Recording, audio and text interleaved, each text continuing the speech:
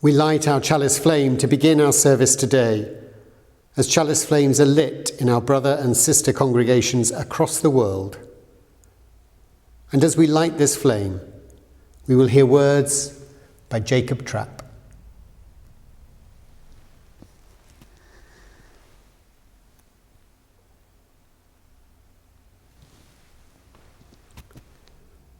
Worship is the mystery within us, reaching out to the mystery beyond. It is an inarticulate silence, yearning to speak. It is the window of the moment, open to the light of the eternal.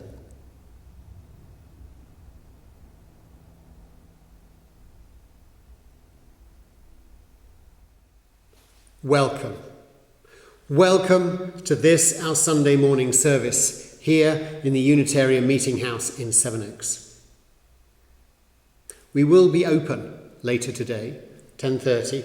We're still on that invite-only and book a ticket system. But we are starting that gradual move to a new normal, an online as well as a physical gathering. And we're still working through how we're going to do that in the longer term. But today, the 18th of July, we're gathering on a day before Freedom Day. Freedom Day is the strangely named choice of how it is described that we are moving to a time of almost zero restrictions against the pandemic as we move forwards. And it's not straightforward. And it's a threshold, it's a change, it's a transition. Where are we going and where are we headed? These are difficult times. They continue to be difficult times. And it's the opportunity that gathering in a place like this, whether online or whether here, it's the opportunity that taking that step away from our busy lives, that time aside, allows us to connect to something greater, both inside and to the all that is. A time to pause, to look ahead, to help determine our best step forward. So I welcome you here today to this moment between, from where we have come to where we are going. But this is the moment between. This time and this space are yours. I bid you a very warm welcome. Let us turn to our first hymn today.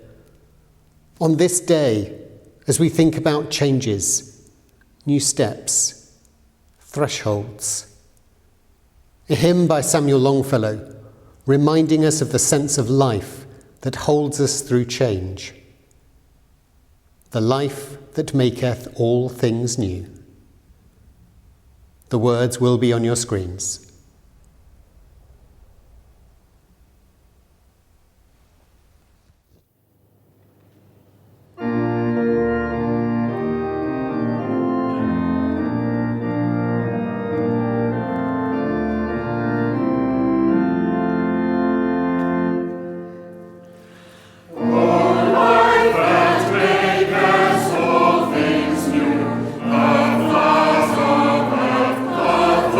Sweet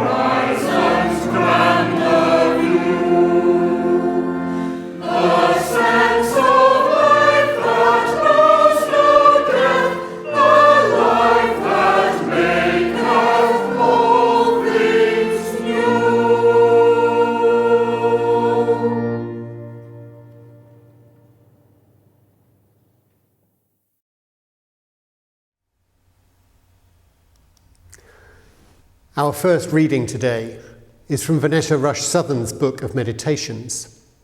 The book is called Miles of Dream, and this piece is Threshold Places. I was in Northern California on my college campus in 1989 when an earthquake shook our world. It registered 6.9 on the Richter scale, no small event. We all walked around in a daze afterward, blinking in disbelief. People returned home to find that their dorms had been condemned or closed down until they could be inspected by engineers. Now, at the time, my roommates and I lived in a trailer park, which had been erected as temporary housing on campus some 20 years prior. And it turned out to be one of the safer places to be. Its aluminium sides, after all, shook but rarely broke. So once the gas connections were checked for leaks, we were cleared to return. And soon our floors were covered with homeless friends and their belongings in one big post-disaster sleepover that lasted for weeks. Now, immediately after the quake, we had no idea what would follow, and we could do nothing but wait and see how things settled out. We had to wait to hear about what had been ruined, what needed repair, what would survive, and what miraculously remained unscathed. Moreover, in the midst of this waiting, an unsettling number of aftershocks continued for days. Mild, unpredictable bouts of quaking would send us looking for some place to stand until they stopped. These aftershocks were not serious, but they made the world feel like a perpetually uncertain and unsafe place. It's hard to live life amidst all that, ready to dash to safety, living and sleeping even, as if on your toes. And harder still when you have no clear place to run to, where you know you'll be safe. We were told at the time to stand in the doorways. This, they said, was the best and safest place to ride out the shaking. When you think about it, it's such a great metaphor. The commandment to stand in the threshold. In our lives, we often stand in just that place. In the aftermath of some massive personal or collective upheaval, we stand at the doorway to who knows what, hanging onto the frame of that threshold until the world stops shaking and we have our new world legs under us. There we stand, uncertain, waiting, hoping, and wondering what we will find when all the dust settles. Preparing also to step through to whatever survival demands of us. Priest and writer Henri Nouwen compares such places to the flight of the trapeze artist between two rings. Having let one go, the acrobat sails through the void for a little while, suspended there, unmoored, until another ring swings out of the darkness toward her. The truth is that the shaking will always end, and a new world with a new normal will greet us. That world is just beyond the threshold of what we know and have known. Like the trapeze artist, we too always have a ring headed toward us to give us a handhold, even as we launch ourselves blind into the wide open stretches of uncertainty. Yet it will forever feel scary to be in those waiting places, or to be flying temporarily without a net, standing in the quivering doorways, watching, whenever it is that the world decides to shift the ground on which we stand.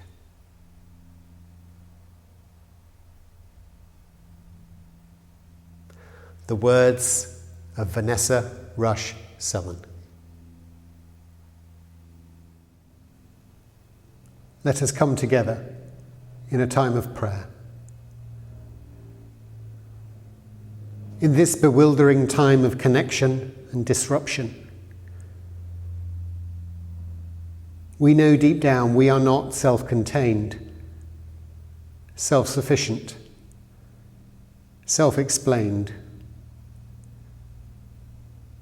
From hidden springs we are sustained as we emerge from mystery and move ahead through mystery to find and grasp our destiny.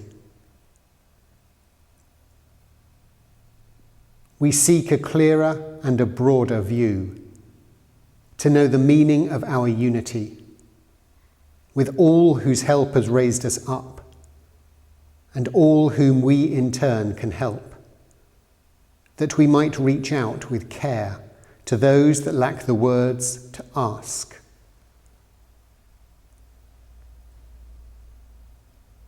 We see the courage and the vibrant will to build a world of care, of justice, of truth,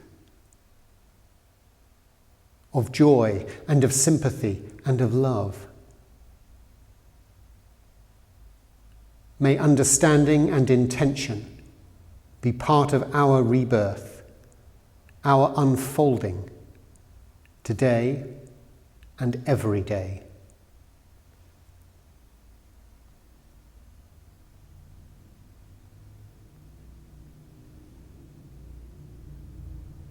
Spirit of life, light everlasting, may the glorious returning rays pierce the depths of our hearts.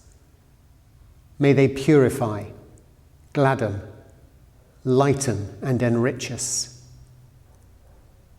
We each of us harbour dark corners in our hearts, places of sadness, places of unworthy thoughts, places of good things left undone. May the light we receive today restore us. May the light we receive today bring us peace. May the light we receive today bring us into new life. In light might we find hope.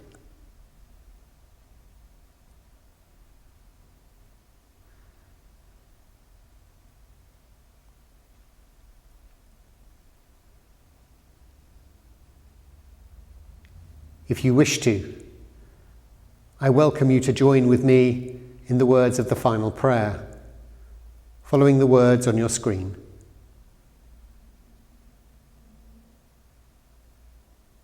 Eternal Spirit, may we be led from death to life, from falsehood to truth.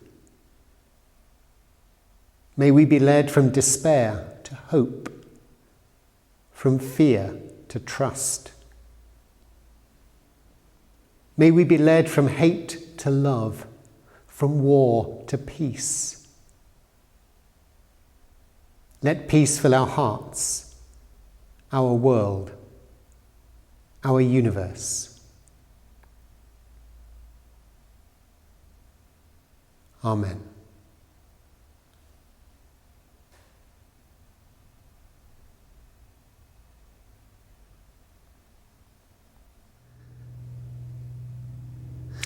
In this lockdown time, we've heard a couple of poems in recent weeks by the Welsh poet and priest R.S. Thomas. And today we hear another. And this one, I must admit, is one of my most treasured poems. It's called The Moor, and it describes an encounter with nature, an encounter with God on the wilds of the moor. This is R.S. Thomas reading The Moor. The Moor. It was like a church to me. I entered it on soft foot, breath held like a cap in the hand. It was quiet. What God was there made himself felt, not listened to. in clean colours that brought a moistening of the eye, in movement of the wind over grass. There were no prayers said, but stillness of the heart's passions, that was praise enough, and the mind's session of its kingdom. I walked on, simple and poor, while the air crumbled and broke on me generously as bread.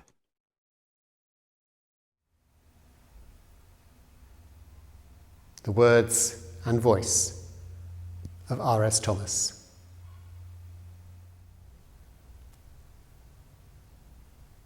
Those words of R.S. Thomas speak of a moment of tangible stillness, a physical moment of nothing and everything. Our second hymn continues on this theme, Carl Sieberg's translation of a Transylvanian hymn, Find a Stillness. The words will be on your screens.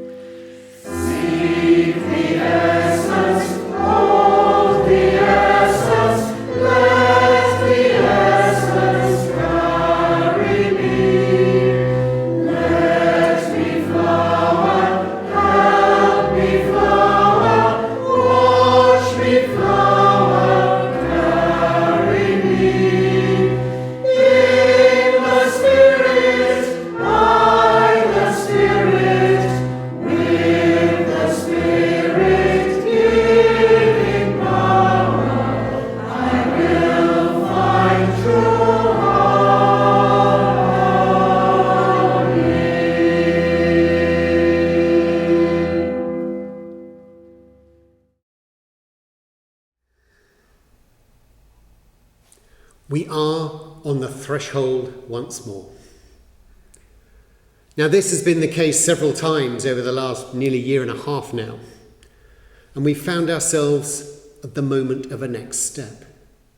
And once more, we are there. Tomorrow, the 19th of July, has been heralded as Freedom Day. It's been delayed since the 21st of June, and there has been some furious backpedalling in the face of rapidly increasing infections and less rapidly, but still increasing, hospitalizations and, sadly, deaths. This moment of transition, unlike previous ones perhaps, is a shift of responsibility, where we are each expected to make decisions on our own, yet we are not working for ourselves alone. The decisions we make will impact others too. It's a confusing, a worrying, and for many an unhelpful place that we find ourselves. Now, this notion of a threshold was described so well in our first reading today, the story of the California earthquake from Vanessa Rush Southern. Vanessa spoke of the impact of an earthquake on the local area.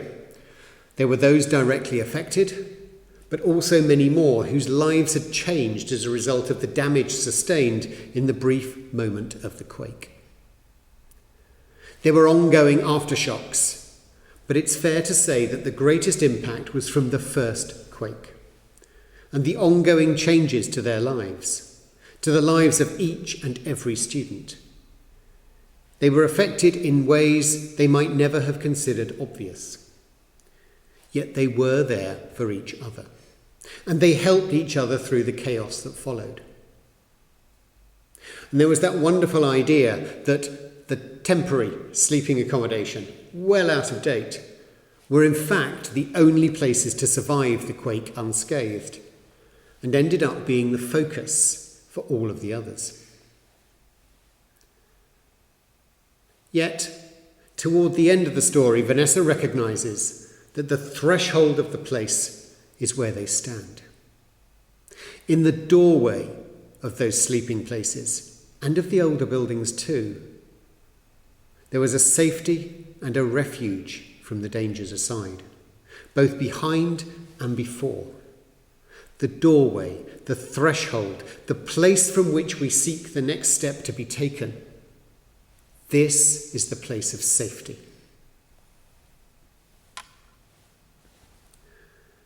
Now, Vanessa went on to describe the ideas of Henri Nouwen.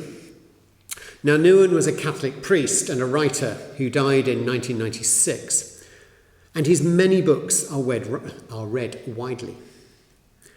And they're very personal, and several deal with his battles with self-doubt, with depression, but they have a strong, positive theme of the importance of unconditional love and compassion that flows through them all.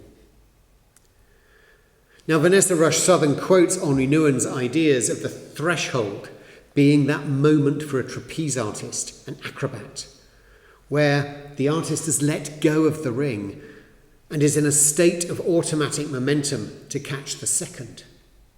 A stillness in the midst of the rush and the excitement. A time that leaves the past behind and could result in success or failure. But it is, right now, a moment of stillness and transition.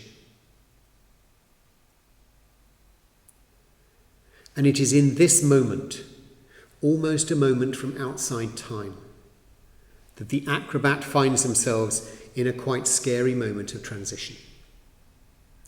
Yet a moment that is outside the continuity of the before and the after.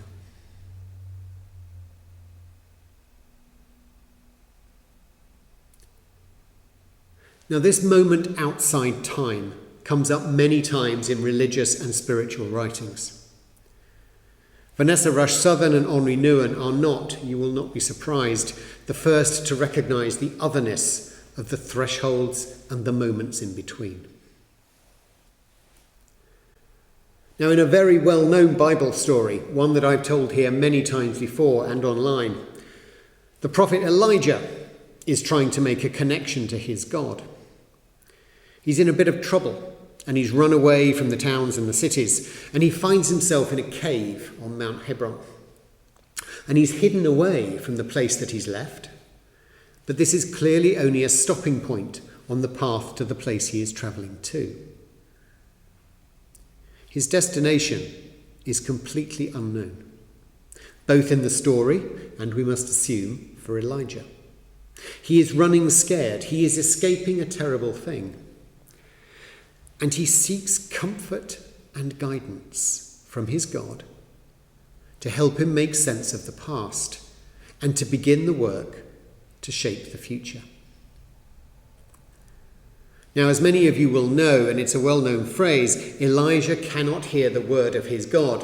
When he's worrying in this cave, he can't hear it, no matter how hard he tries. And he listens in the cave, and he hears nothing.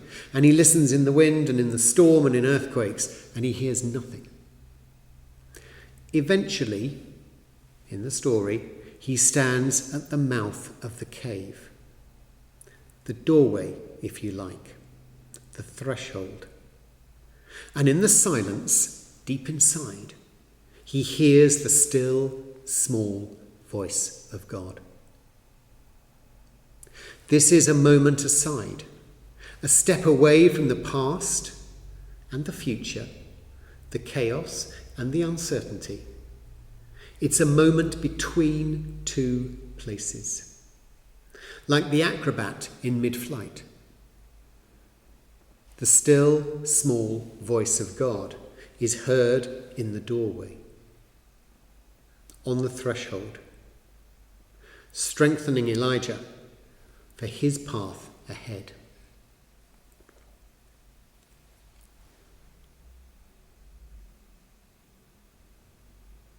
Now, this path ahead, this place to connect with your God, with the all that is, with something greater, however you might describe that sense of the divine connection. It's this moment of transition that will somehow and sometimes be helped by silence, by preparation, by meditation, by prayer, by connection. Now, in our second reading, that most wonderful poem, The Moor, read to us by R.S. Thomas, we're told of that moment in which the author connects with the divine. It was like a church to me. I entered it on soft foot, breath held like a cap in the hand. It was quiet. And towards the end, there were no prayer said, but stillness. And the air crumbled and broke on me generously as bread.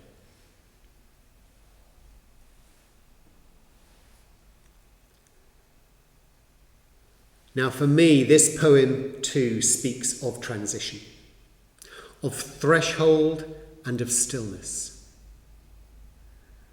Although he's on a moor, the way to it, he says, as if entering a church. This is open air, but it is as if he is entering a church. It is a doorway, a metaphorical one, yet most definitely a doorway.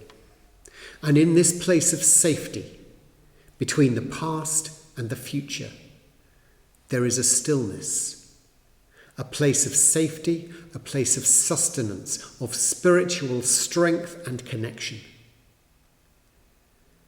The air crumbled and broke on me generously as bread.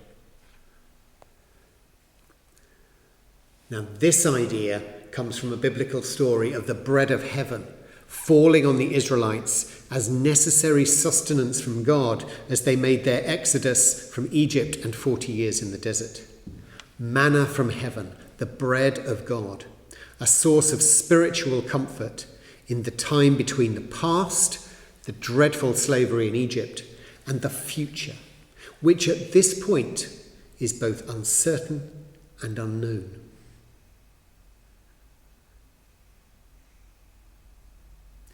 We are today in our own doorway.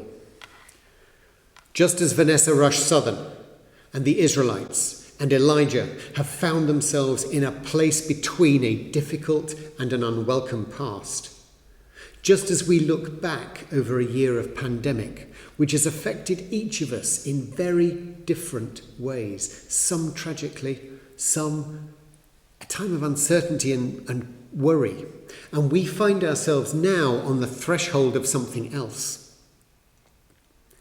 And we hope the next step will be a step towards something better, a step towards increased certainty and safety. Yet, like the acrobat, we are in free fall toward that better place.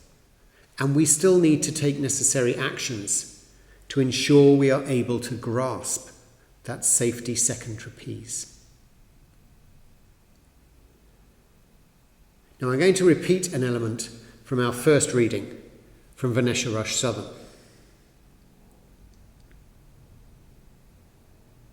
To be placed in the context of where we find ourselves today. We had to wait to hear what the experts ruled about what had been ruined, what needed repair and would survive, and what miraculously remained unscathed. Moreover, in the midst of this waiting, an unsettling number of aftershocks continued for days. Mild, unpredictable bouts would send us looking for some place to stand until they had stopped. The aftershocks were not so serious, but they made the world feel like a perpetually uncertain and unsafe place. It's hard to live life amidst all that, ready to dash to safety, living and sleeping even as if on your toes, and harder still when you have no clear place to run to where you know you will be safe. We were told at the time to stand in the doorways. This, they said, was the best and safest place to ride out the shaking.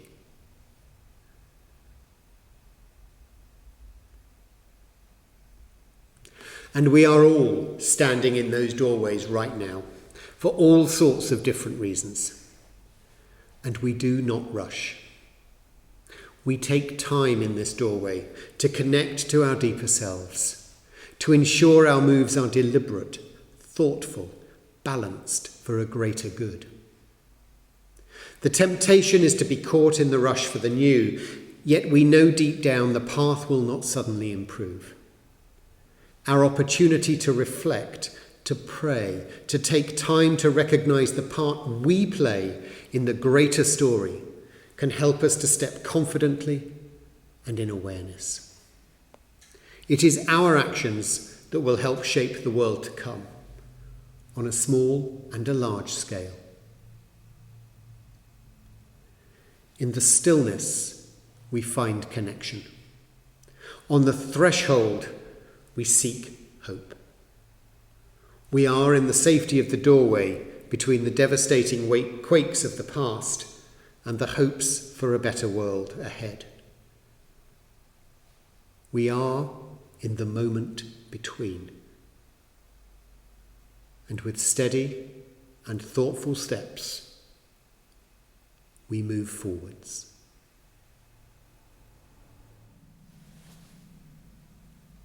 Let us come together now in a time of stillness and reflection. As we settle our bodies, perhaps closing our eyes and focusing on our breath. I shall speak some words, and I shall strike the singing bowl, and we shall come together in stillness and quiet. Our stillness will be broken by music to continue our reflection. As we settle our bodies,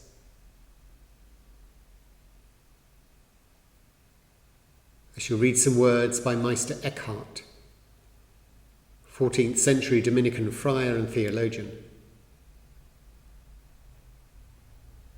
Nothing in all creation is so like God as stillness. Nothing in all creation is so like God as stillness.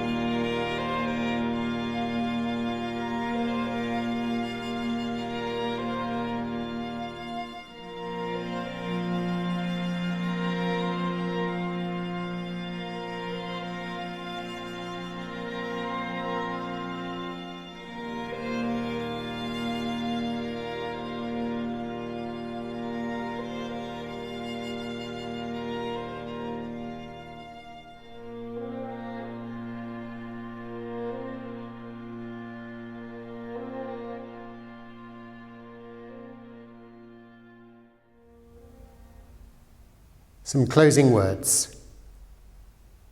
Spirit of life, we give thanks for your presence, for light and for love, for night and for change. Our worship is over, but our service continues. As we depart, may there be peace among us, now and forever. Amen.